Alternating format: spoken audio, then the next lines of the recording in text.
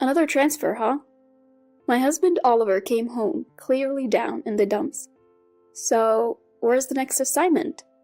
It's actually near my parents' house. What? The term is about a year, so I was thinking maybe we could live with them for a while. The proposal to move in with his parents caught me off guard. My name is Bella. I'm 33 and work part-time while taking care of the house. Oliver's job involves a lot of transfers, so I stick with part-time work. Each time we move, I have to find a new part-time job from scratch. But I knew that when we got married.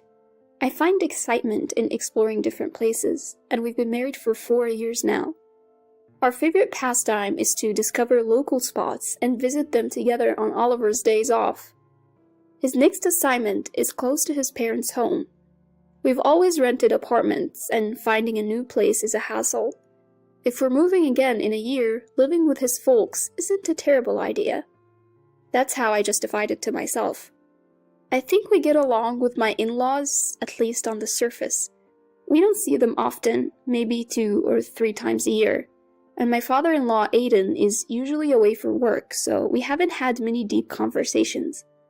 As for my mother-in-law, Isabella, she's a busybody and a chatterbox, to put it nicely. Whenever we visit, she talks about some neighbor, and I have no clue who they are or why their story should interest me. I just laugh it off mostly. But I figured we could tough it out for a year. Boy, was I wrong. A month later, Oliver and I headed to his parents' home. We're saying goodbye to a place we've lived for 2 years. With that thought, we got into the car. We knew his job required a lot of moving, so we kept our belongings to a minimum.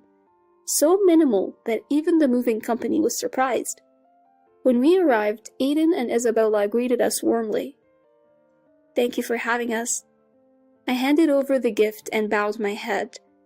Aiden responded gruffly, while Isabella gladly accepted the gift with a smile. The next morning, I woke up to find that Aiden and Isabella were already up. "Bella, you're just waking up now? Oliver will be late if you don't hurry up." Even though she said just now, it's only 5:30 because my husband leaves early. Confused, I tried to help with breakfast, but Isabella scolded me. "Stop giving Oliver all that caffeine, it's bad for him." My husband always has coffee before leaving for work, so when I went to make coffee, she criticized me like that. As he prepared to leave for work, my husband came to my defense. "Mom, I asked for the coffee. I can't think straight without it." Hearing this, Isabella glared at me, but broke into a smile. "Fine, then I'll make it." Saying so, she snatched the coffee pot from my hands and started brewing it. From the get-go, things weren't going well. I optimistically thought I would get used to it eventually. That notion was shattered just 2 months later. I had started a part-time job about half a month after we moved. Isabella was a housewife. When I got home in the evening, only Isabella was there. She approached me and said, "Do you really need to work part-time?" Huh? I couldn't help but ask her to clarify. "People talk, you know. It doesn't look good for a wife to be out working." I was puzzled and surprised that people still think that way. I couldn't respond directly, so I just laughed it off. When I told my husband that night, he said he'd also talk to Isabella about it, which relieved me. But it ended up making Isabella even angrier. "You told Oliver? What kind of wife are you?" I had no intention of tattling, but looking back, I feel like that's when Isabella started seeing me as an enemy. I thought I was managing to get by, skirting around Isabella 2 months after moving into my in-laws' home. But then, out of the blue, we received startling news. Oliver's brother and his wife were expecting a child. They said they wanted to have the baby here since her parents live far away. Aiden and Isabella were more than happy to have Lily move in. And so, starting from the next week, Lily, my sister-in-law, became our new housemate.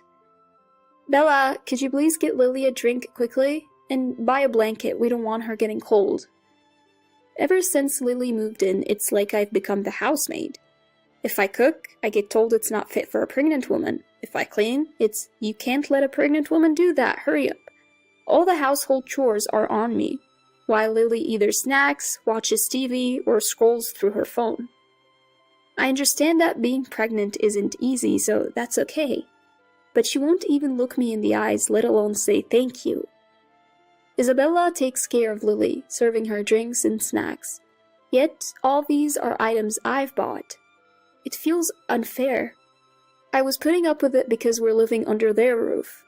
But one day, Lily said to me, "It must be nice living with kind-hearted Isabella." Kind-hearted Isabella? What are you talking about? I swallowed those words and brushed it off with a forced smile. Still, Isabella responded to Lily, smiling. You say the sweetest things. Well, sure. I felt isolated, but given that we're staying with them and she's pregnant, I just let it slide. And then the incident happened. Bella, what are you doing? Hurry up! Lily had a prenatal checkup and I had to drive her there. Neither Aiden nor Isabella can drive, so we had no choice but to use my car. It would have been fine, except they only told me 30 minutes before we had to leave. As I was getting ready to go to my part-time job, Isabella frantically told me to take the day off. But I'm already running late. So what? It's just a part-time job. We'll be fine if you're not there. Now bring the car around. It's just a part-time job? I was irritated for a moment. You don't make much from your part-time job anyway. You can afford to miss it. You can't have kids, so Lily's child will be the first grandchild, get it? The first grandchild, the one we've all been waiting for. Is this what they call grandbaby fever? I couldn't help but smirk, recalling an article I read online. Normally, I'd lose my temper by now, but my husband's job contract lasts only 1 year. Even if I started looking for a new apartment now, with less than 10 months left, there's not much point in making a move. So I had been gleefully watching Isabella dote on her grandchild-to-be, counting down the days until I could move out. But then, her next words made my blood boil. So, while we're at it, why don't you get yourself checked out, Bella? What do you mean? An infertility test, of course. You haven't done one, have you? If you're infertile, you might as well leave this house. We don't need a daughter-in-law who can't give us grandchildren. I gave Isabella a little pushback, trying to hide my frustration. Well, I'm off to my part-time job. I heard her yelling something behind me, but I ignored it and went to work. The unfair treatment continued. Isabella took meticulous care of Lily while constantly bossing me around. I thought about talking to my husband, but didn't want to be accused of tattling, so I just went on listening to them without much thought. Isabella and Lily seemed to have conspired against me. They only picked on me when Aiden and Oliver weren't around. Aiden, though gruff, seemed to be on my side, and Isabella sensed it. She acted like the perfect mother-in-law when he was around. Only 3 months left until Lily gives birth. I have to hang in there. That's what I kept telling myself. Bella, please hurry up and hang the laundry. And clean up. Look, it's dirty over there. Sister-in-law, we're out of drinks. Go buy some, will ya? The same old scenario when Aiden and Oliver left for work. The two of them barking orders while sitting comfortably. Bella, take this to Lily's room, quick! Isabella pushed a large sofa towards me. Wait, I have to move this by myself? Just as I started dragging it, I sensed someone at the front door. Oliver. My husband was standing there, still in his suit. That's when Isabella hurled some laundry from the living room. I told you to clean this up. Seeing this, my husband completely lost it. Seems he came back to grab something he forgot, but that was the least of his concerns now. Mom, what's going on? I followed him into the living room, where Isabella looked at me with a surprised expression. Well, Bella said she could handle the chores, so I left them to her. Isabella tries to put on a brave face, but when my husband confronts her, she gets unreasonably angry. Look, we're the ones providing a roof over your heads. You should be serving us as your landlords. Besides, I'm about to be a grandmother to my first grandchild. Shouldn't you have chosen a wife who can have kids? My husband's boiling at this point, but I step him before he can explode. Enough is enough. We appreciate the place to stay, but we're paying our share, right? If you're going to bring up money, then at least let me work part-time. You had me quit my job to take care of Lily, remember? Also, a child is a blessing. Stop comparing us. What's up with that attitude? You're living off us. Fine, we'll leave, like right now. I look at my husband and he nods in agreement. Luckily, he has the day off tomorrow. We decide to pack up and leave as soon as possible. To start, my husband and I dropped by my parents' house to explain the situation and leave some of our belongings there. My parents offered a suggestion to my apologetic husband. Why don't you live here if Oliver can still commute to work? My childhood home is a two-family house where my parents and grandparents used to live. Since my grandparents passed away, the second-floor living space has been vacant. They said we can move in right away with some cleaning, so my husband gratefully accepted, and we decided to live there. Though the commute for my husband got a bit longer, it wasn't unbearable. Life for the two of us was comfortable. A week later, a call comes from Lily. Bella, you need to come pick me up for my prenatal checkup. I sigh. Why should I have to do that? You can take a taxi. That's a waste of money.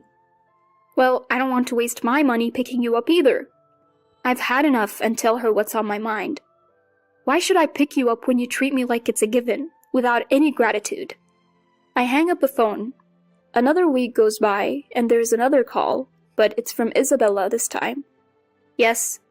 Bella, please come back. I am taken aback by her sudden plea. It's Lily. She's treating me like her personal servant. Today she even threw food at me because she didn't like it. Ugh. So what do you expect me to do? I hold back the words at the tip of my tongue and just let her vent. Plus, she says she's staying here for a while after the baby's born, and I'm supposed to take care of everything. I can only sigh. Hello, are you even listening? No, not really. I really want to give her a piece of my mind, but I reluctantly engage in the conversation. Isn't it great? You get to take care of your first grandchild. How wonderful. What? What are you talking about? Why do I have to do all the cumbersome tasks like changing diapers and giving baths? That's a mom's job. That's how it was done in our time. I can't keep it in any longer. With that thought, I unleash all the pent-up frustrations I've been holding back. Look, I don't care how things were done back in the day. Can't you handle simple childcare? Isn't this your adorable grandchild? I took care of that not-so-adorable Lily and her child, you know. Taking care of a grandchild shouldn't be a big deal. Besides, Lily is worse. She throws away the food I make if she doesn't like it, or throws the towels I bought her when she says she doesn't like them. Babies don't do such things, so you'll be fine. Lucky you, it's your first grandchild. You should be able to handle it. After saying all that, I somehow started to feel good about myself. Since you've been using me all along, why doesn't Lily contribute for a change? I knew this would happen once I was gone. Lily, being the youngest and the cherished daughter-in-law who is 5 years younger, is probably adored at home. She must feel entitled to get things from others. You may have conspired against me when I was around, but didn't you see this coming? Oh, by the way, I got a call from Lily. She says you aren't listening to her or helping her at all. Birds of a feather, I guess. Enjoy each other's company. And with that, I hung up the phone, chuckling. After that, I hear Isabella has been struggling with taking care of Lily and her first grandchild. And believe it or not, I just found out I'm pregnant. My husband is thrilled, and we're both looking forward to our baby's arrival.